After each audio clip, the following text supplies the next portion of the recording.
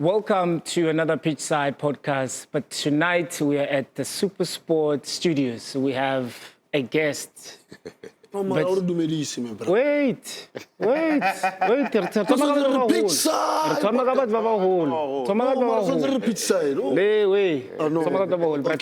Yeah. How are you, sir? Thank you so much. Donna or general or Google Earth. Google Earth. Yeah. And the legends themselves. Welcome, guys, as usual. Thank you so much. Pitchside.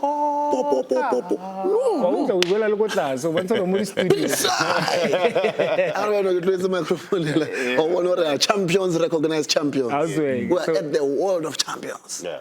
So guys, I'll start with you since you are our guest. We have Mamelodi Sundowns have such an important game over the weekend against Pyramids, and one would fancy, or one would say rather, would the Pyramids have a goal advantage because they're playing at home now with the 1-1 scoreline. How do you see the game, and is that advantage something that will work against Mamelodi Sundowns? I think it is an advantage to them. I would have preferred a 0-0 scoreline in the first leg than a 1-1. A score draw going to the second leg. But having said that, I think Sundowns know that they'll have to dig deep when they go there. They have been to Cairo before when they won it the first time. And then they managed to pull a rabbit out of the hat and they won the championship. They're going there for the second time. Or, in fact, it's not actually the second time. They met Al-Ali there and they pull it off. Now they're going to Pyramid. Look, Pyramid are a decent side. And I think they've showed, even against Orlando Pirates, that you cannot take them lightly. They fight for every ball. And you could see in the first leg that they analyzed and studied Sundowns. The way they played, even the Sundowns coach Cardoso had to make changes in the first half. You could see that things were not working out because they've analyzed Sundowns, they've worked them out, and they packed their midfield and denied Sundowns space. So now, as I say, it's not going to be easy, but this is where champions need to stand up. And if Sundowns really want it, they need to dig really, really deep and show that they really want it. And Hlompho, speaking of what Pratike is saying, speaking of Pyramids, how they were organized, how they studied Mamelodi Sundowns, you could see the way they played. We expected a very different game, of course. Then how do you expect Coach Cardoso to approach this game? I think the approach should be to stabilize that midfield, because he saw in the first leg that when we're thinner in the midfield, we're not functioning as a team. I think we needed that number in the midfield to make sure that we have those angles. Triangles works better for us. And you saw when Jayden came on, there's moments where we started creating. Even the goal that we scored is through Jayden with the pass to Ribeiro in between the lines, and he broke that first line of press at the Pyramids. And that worked. Looked like we're a different team after that. The man extra in the midfield, which we're gonna need that even in the second leg, where you don't wanna be that team that Mamelodi Sundowns. We play with the midfielder. We rely more on people who can establish the game for us. Can hold on to the ball. You will need those people that will be closer to one another to make sure that we pass around, because that will give us that momentum. Because the more you exchange a position with them, you give them that edge, that belief as well. That belief, because they are at home, the crowd will drive them. But the more you starve them the position, you know how emotional they can be sometimes. They'll be agitated to come out of the position. That's where you want them. But I think the approach should be, we need to be sober in this approach. We need to make sure that every moment is calculated, especially with the ball. Make sure that you don't give the ball away. And I remember, Sugar, as well, the last time Mamelodi Sundowns were in this position where they are maybe not in a goal advantage position. It was against Zesco. We went on, actually got on to win it. And do you really think the way we finished against Pyramids in the second half is how Mamelodi Sundowns should start? I personally think that we should really the way we finished is the way we should start, because we had that element of control. We were able to push the ball around as normally as we do. it wasn't the same in the first half, like 𝙑𝙀𝙏𝘾 was saying that the coach had to make changes early in the game. Yeah. But it was good that he noticed that very, very early and made that right change that gave us that platform. Yeah. Skipper just said it now, that Mamelodi Sundowns plays more from a dominance perspective in the midfield. If we control the game from the middle of the park, it becomes easier because we make those passes forward to find Lucas, to find 𝙋𝙀𝙏𝘾. They have the potential and the ability to score the goal. And right now you can see how, if you look at the game we played against them previously in 2023, that the ball was pushed around, entered the box, and when it came out, it gave Tebza that space around. That's where he's dangerous. He's got that shot. No. I think I need to check demand. Maybe when I generate. No. He used to say, I ate the potato. He used to be surprised that I'll switch the ball from 1 minute to 90 minutes. He said, what do you eat? No hamstring, no. He's what he made when he's asking. So my question now becomes like, now I'm just asking this question from an analytic point of view. Like we say Mamelodi Sundowns play through the midfield, and you could see also from the first leg how Pyramids made sure that we don't have that fluidity that Mamelodi Sundowns need in the midfield. Then what's the case then if it does happen again? Do we really have to now implement a different style of playing? Because this is one-off. There's no second leg. We go in there to play different. But 𝙑𝙀𝙏𝙾, also from your understanding, you've been exposed to African football for such a long time. If then Mamelodi Sundowns is restricted in this way, don't you think that we should then implement a different way, so then, and maybe to try also to punish them so that you can go back to your default setting, which is play around with those penetrative passes and the squares that we actually play with? I think it's difficult to abandon your DNA. You know, that's the way Sundowns play. They dominate possession. You know, peg their midfield and find Ribeiro or on spaces or Reyners. That's how they play. The only thing they have to do is, I think they have to up the tempo. That is what I believe will work for them. They just need to up the tempo and perhaps to their advantage. Pyramids in Egypt do not have such a big crowd. Yes, they don't have, you know, you saw in the semi-final against Orlando Pirates, the stadium was empty. It was just the main grandstand where there were people. So in this case, you know, it's not Al Ahly where you have 60,000 people droning in your ears and it can affect you.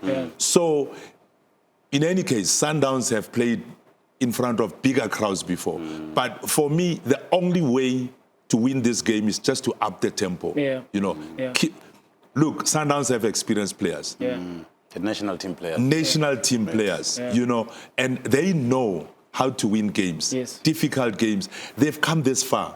It's so close. I'm sure they can even taste it. All they have to do, I think, just up the tempo. Make sure that they don't commit silly errors that could allow Pyramid to score first. Because if they do that, chasing the game, it's going to be very difficult. Very, very difficult. And you're right, 𝙑𝙀𝙏𝙾, when you speak about the tempo, because I still believe that as Sundowns, the more we up that tempo, we pushed the opposition back. We've got the technique and the play. Sometimes we let the teams off the hook at times when we get them. And especially in the last match, I thought maybe after scoring a goal, it's still hard. Push them back, try to get another one. Another goal. And that will work because the teams in that level, whenever you score them, they take the punches. They said, okay, let's see what you got for the next 15 minutes. If you don't punish them in the next 15 minutes, now they gain that hand. They come back, they feel like, okay, we can still get something. And you don't have to let them off the hook. Kill this team, man. They kill this team, man. Because sometimes I panic when I look at Sundowns. They took the lead, and then they started playing backward passes, sideways passes. And for me, it was dangerous. As you say, Hlompho, all they had to do was, they've got the momentum. Pyramid are probably likely going to panic. So you up the tempo, you get a second goal. That's how they did against Zamalek. you know, Yeah. got 3 goals after getting quick goals, and Zamalek never recovered. Yeah. By the time they said, okay, 3 goals is nothing, we'll recover in Cairo. All Sundowns had to do, you were there, all of you were playing. You just had to control the game. That's all. They got 1 goal and they were so frustrated. And that's what they should have done. And all right, Bratike, because sometimes we speak of reliance of the experience, right? But you look at also on the pitch, the experience that we should be relying on, that was there in 2016, they were not even playing. And now, but then you have a Bafana experience that should be actually be kicking in, because you know, you're playing at home, 2-legged. Now that you rightfully say, they're on the hook, keep pushing to get the second goal. And you could see they were playing with 5 at the back. You know, they just had to conserve and then bash up on, because they know that they can try and do something there. And I think maybe that should be the lesson that we're taking into to this last game, because there's no other opportunities. We can't play to conserve energy. We can't play to allow them to come back into the game. So coming to my question as well, is like they were playing Maobane on Wednesday, and they won 5. The only people that started from the Mamelodi Sundowns team that they faced is the defense and the goalkeeper. Would you think that plays a part in terms of how then Coach Cardoso prepares his team for Sunday? I think so, because you can never just overlook the fact that they won 5. It tells you that they are working on goals. They're looking to go all out. Probably they were also resting some of the key players that they would definitely need in the final. But when you have a team that can rest the key players and win 5, you need to be very, very careful, because it tells you that the whole team is raising their hands to say, Coach, I want to be in the starting lineup in the final. So players are raising their hands and they scored 5. So it's something that we also need to be, because it's the same thing that we would do, and resting our players, and the team will still win 5. So it tells you that we've got a bigger pool of options. The coach has a bigger pool of options to play against Mamelodi Sundowns. So as Mamelodi Sundowns, we are not just going to focus on the team that we played against here. We can see that there are players that can be a surprise, and we need to be aware. So Coach Cardoso and his technical team also need to play that card to have that extra push, that extra work, that extra hour to analyze. The same way they did with us. Bratike was saying it just now, to say they packed the midfield. When you look at that lineup, they are normal wingers. Only one was playing. The other one was out. They put in the midfield. Extra play in the midfield. It made us struggle to play in the midfield until we had a Jaden coming in. So we also need to have that instinct that will say, if this is not working, we need to change. And we've got a diversity of players. We've got that game of Kuliso coming into the middle, or that game of Tapelo going down the line. Same on the left. And all right, because I strongly believe that before even that sub was Coach Cardoso made, we were struggling to build up. We're building up with one, and once Tabzaba Mokwetsi, we didn't have a second option to be able to build with. And now, you know how Allende actually likes to open up, always up wider. It doesn't come into the midfield to draw the defensive midfielder so that we can bypass. So when that change happened, I knew, okay, cool. Now we have ball with 2. Now we gained that fluidity as much as we dominated in terms of position. But it's a game that Mamelodi Sundowns can't be speaking of position when you go away, Bratike. And I want to know, from a journalistic point of view, this is not a team that is favorite in Egypt. It's not being formed, doesn't have so much history like Al Ahly has.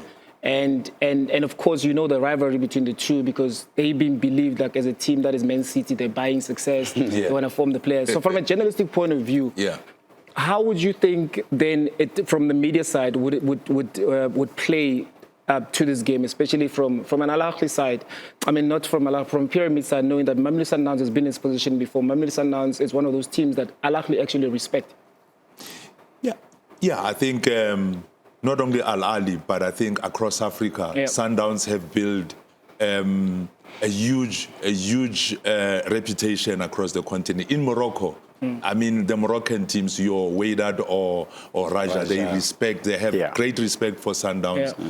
In Egypt is the same. Algeria, Tunisia, they respect Sundowns. Now, when you look at it, some of us didn't expect Pyramid to run at Sundowns the way they did in the first leg. Normally, visiting teams would kind of sit back, you know, play on a low block and wait to catch you on a counter. But Pyramid went all guns blazing. And as I said, they analyzed Sundowns. They had a game plan. That's what Sundowns need to do. They need to go full throttle at Pyramid. And I'm sure they will crack, because Pirates managed to score. They were leading. Pirates were you know, they had the game in their hands. It was just there for the taking. But unfortunately, they conceded a very, very unfortunate, you know, goal in the dying minutes of the game. So I think if they go at Pyramids, I have a feeling that they can bring the cup home. The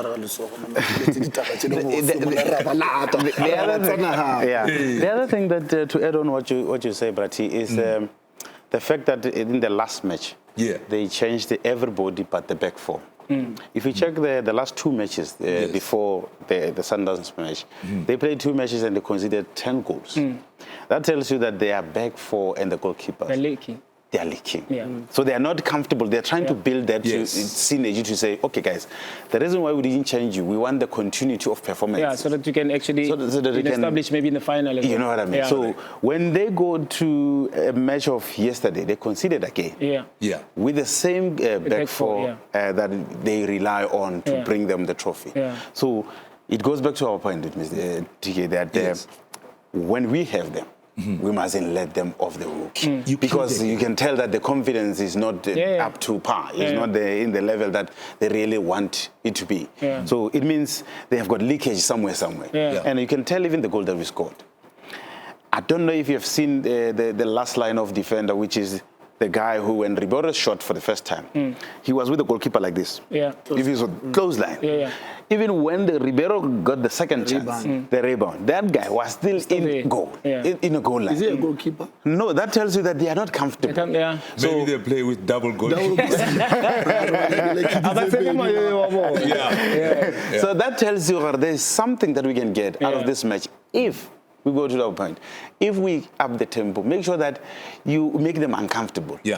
The more we play in their half, the more we play in their box, I don't think they've got answers for us. And to add on that, I strongly believe you look at because we can only use the Pyramids game as a reference because it's a game that Mamelodi Sundowns, the last game that Mamelodi Sundowns played. I strongly believe the Mamelodi Sundowns are much stronger, you know, forcing opponents in their own half. Mamelodi Sundowns playing in opponents' half.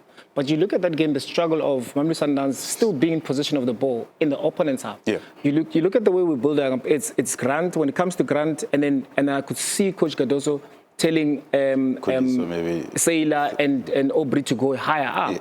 But then we didn't have the two because you can only do that when you have the two midfielders to come in. And I think that's what the biggest struggle. So then if the two are not coming, then you're forcing to play Ribeiro. When it bounces from Ribeiro, there's nobody in front it's of open. You understand what I'm saying? So those are the strategies that they had. And I strongly believe as well that coming back as well, like I say, I'm as much as Bratike, you say that it's a DNA is very difficult to get to not to use it, especially in a game like this. But I'm saying in the first 10, 15 minutes, you need to be able to assess the game as to where the game is going.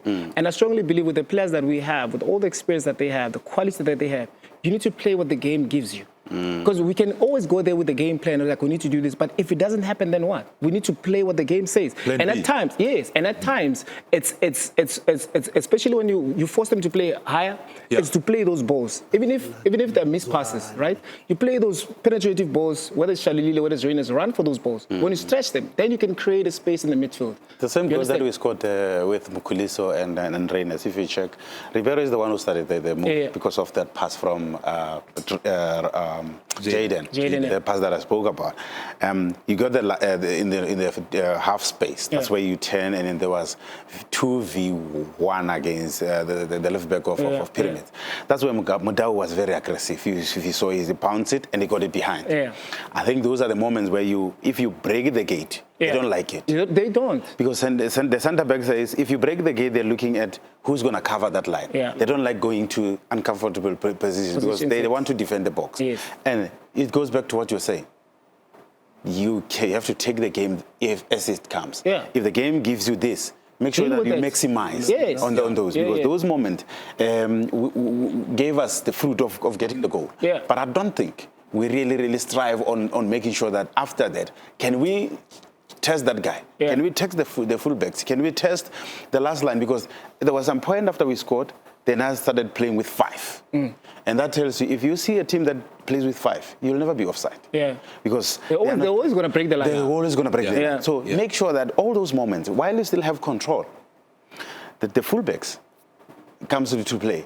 What you're saying, Marcelo maybe needs to be closer to the three. To say, if we lose it, let's be the we're one able to counter press, because you saw even local of us. Once we lose the ball, they were playing on one side. They were playing on the left hand side where Mudau actually won the game. Yes, it was just the better. You could see, okay, if we play high, then we lose the ball. That's where they play. And I cannot see anything different when it comes to Sunday. They're still going to do the same. Maybe now difference is maybe press a little bit higher up. So that's why I'm saying, like, now because of they saying we're pressing higher up, we shouldn't be building from the back. You understand? Because my thing is like, because also I'm using this as a reference from the 2016. When we won that tournament, the Champions League we will play. We had this perception, particularly the belief in the team that we need to score in the first 20 minutes. Yes, that's what we had. Even when you play locally, we need to score between 20 to 20 minutes. And you see us when you play 20 minutes, it's not a Mamelodi Sundowns way.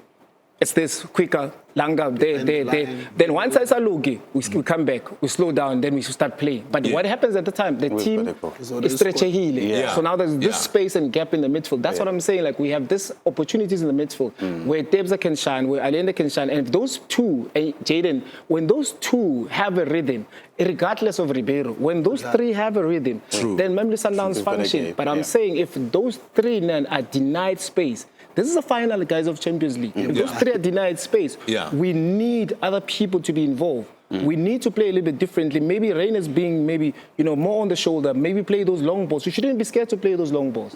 Because at times, because you bear in mind that we're speaking of the leakiness of the defense. We're speaking of uncomfortability of them.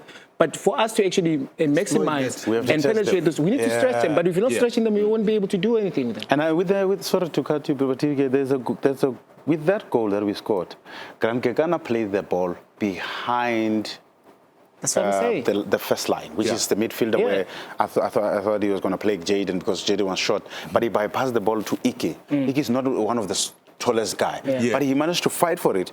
And guess what? We got the second ball in front of the D-line and gave us a big chance, because when you play there, they don't like it, the North Africans. They don't like to play defense, clearer defense play. That's why I say, when we get them, don't let them on. A little bit of aggression, I think, will help.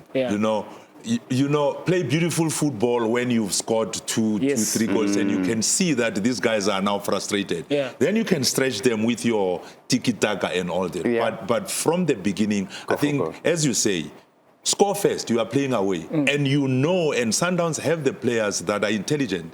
You realize that their defense is error prone. Why don't you push them? Why don't you go at them aggressively and see how they will react?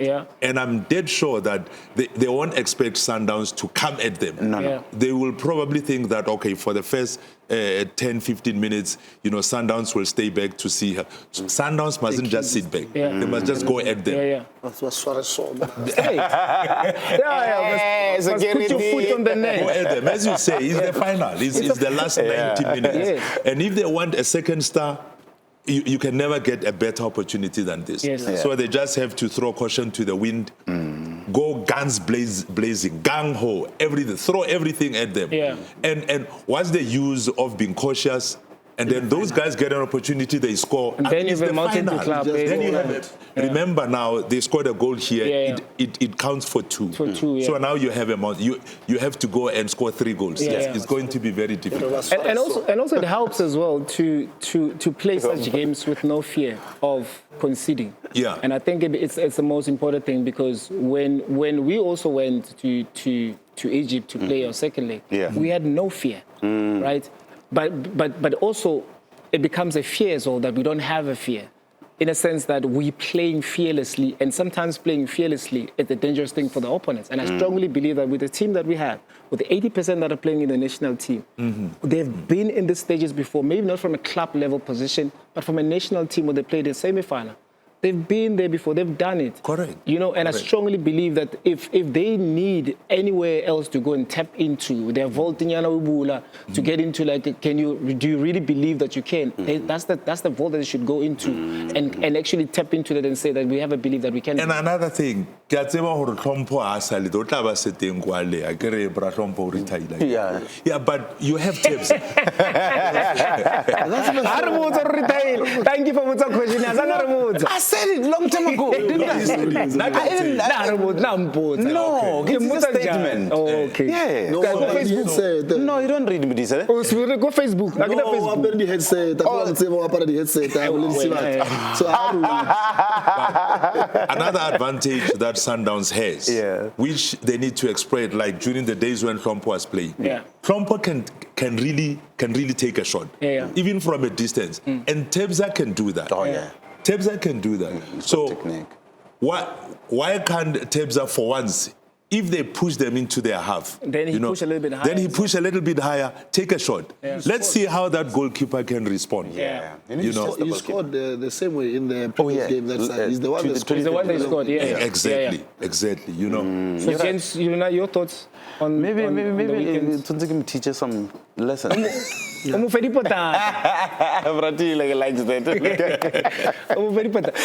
a fan's point of view, what are you saying? What's your message to the fans for this very, very important game for Mamelodi Sundowns? To the fans, as you can see, we're at the home of champions. Yes. We are champions, collaborating with champions. We are calling on all our supporters to make sure that we make noise about the second star and support the boys fully. We have this hashtag, as you know, hashtag my team needs me. This is the moment. We need everybody, all supporters, to rally behind the team. Not only the supporters of Mamelodi Sundowns, but everybody in South Africa. Let's stand together and make sure that we stand in agreement that this second star is coming, because that helps the football of South Africa. When Sundowns wins the second star, there's a new door that is opened for other teams as well. You've seen how the progression has been when, since winning the Champions League in 2016, other teams started believing that they can also participate in the Champions League. That helped the national team. And this is what we live for. We need to set the standard and make sure that everybody is inspired to see. So all supporters, Masandawana, Rabatsana happy. Rabatsana happy. Skipper, your message to Ronwen as a captain? I think or to Shiga, whoever that will be a captain on the day? Maybe they choose a team, Modisa, to say they've seen the story of Mamelodi Sundowns. The story has been written from before we even came, that this is a team that we're striving for greatness. We want to win football matches. We want to win trophies. And this is a trophy that we really, really want. And we've been wanting to touch this trophy. And it's within us. The boys have got what it takes to win the trophy. We saw, as 𝘋𝙗𝙏 said, they've won difficult matches for them to be in the final this year already. So I don't think this can be a big different or big problem to them. They've solved those problems, and I think it just needs to make sure that they put everything in this match and leave everything on that field, because if they do that, as a group, they always have a way of winning football matches. Wisdom words, Skipper. TK? Yeah, I think it would be so wonderful for them to go to the FIFA Club World Cup as African champions. That would be nice. That would be so brilliant. And I mean, Sundowns is blessed with exceptionally talented, skillful players that even I, without any coaching badge, I think I can coach them. So we don't have to say anything to them. When they get onto that pitch, they know what to do. You don't have to tell them. You just have to give them the structural game plan. Guys, this is how we are going to approach this game. And that's it. The rest is up to them. So good luck to them, and I hope they bring it home. Yeah, I mean, those are very, very kind words. And as we know, the game is so important. The fans are very, very important. So we're going to go through the messages that the fans have sent through our podcast. 𝙋𝙗𝙏𝙏𝘾𝙃𝙎. We are the Kings. We are the King boys. Go out there and do it. God is on our side. And we have Rodney Rocky Kaseke, 2090. Yeah. We're winning in Egypt, that I know for sure. Bafana Basta will bring the star. And then we have Frederick Mukole. We are Mamelodi Sundowns that will dominate and win the game. So the fans do believe that it is a big opportunity for Mamelodi Sundowns to actually go out and win it. It is a trophy that has been eluding Mamelodi Sundowns since 2017. Because the last time we won it was 2016. And there's a lot of investment that has went into the team to try and get back into this phase. And I strongly believe that with all the team that we have, we do have an opportunity. We just want to also say good luck to Machita. And we are Mamelodi Sundowns. And this is Pitchside Podcast.